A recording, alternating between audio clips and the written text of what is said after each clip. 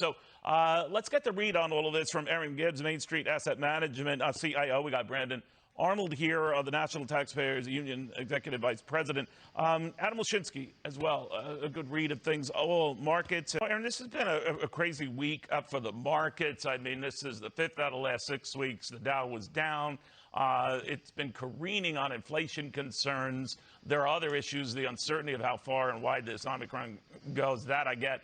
But the inflation stuff harkens back to our own polls here that show Americans are worried about it as well. What do you think of all that? Well, it's interesting. They're worried about inflation, but they're out there buying and continuing to push prices up. And even as we hit towards the very last week, in fact, today is called Panic Saturday for holiday shopping. Go ahead, rub it in. Go rub it in.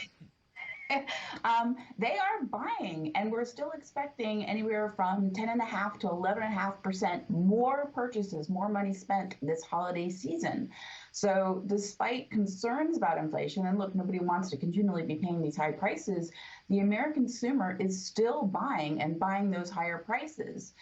And so I think this is something that the Fed is finally realizing. They've changed their projection of when they're going to finish tapering. They've accelerated it, so it's going to be sometime early March, and we're looking at 2 to 3 rate hikes next year. So I think that, the markets have, the most part, been somewhat sideways. We have down days, but then an up day one day right after that.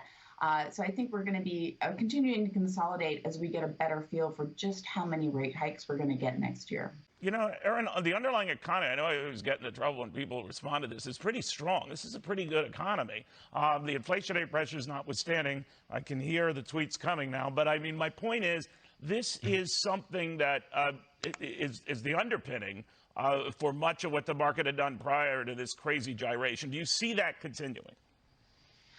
Yes, I think we actually know that for the most part, unemployment has gotten back to pre-pandemic levels. Certainly, New York, it is very different. It's still double the rate, but for most of the country, it is at pre-pandemic levels, and we are seeing higher than normal growth. It's not the 6% that we were hoping for, but it still is strong in the face of inflation. Just as consumers are still buying in the face of inflation.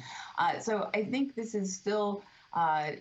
Certainly, there are a lot of unknowns. Perhaps the Fed could make some missteps that could really affect the economy and the growth next year. So we're always crossing our fingers that things go smoothly with them. But overall, we're still on pace for a good year, just perhaps not as good as we were looking before. Sorry to cut our time short with all this breaking news, guys. I do want to thank you. Hope you will have a Merry Christmas.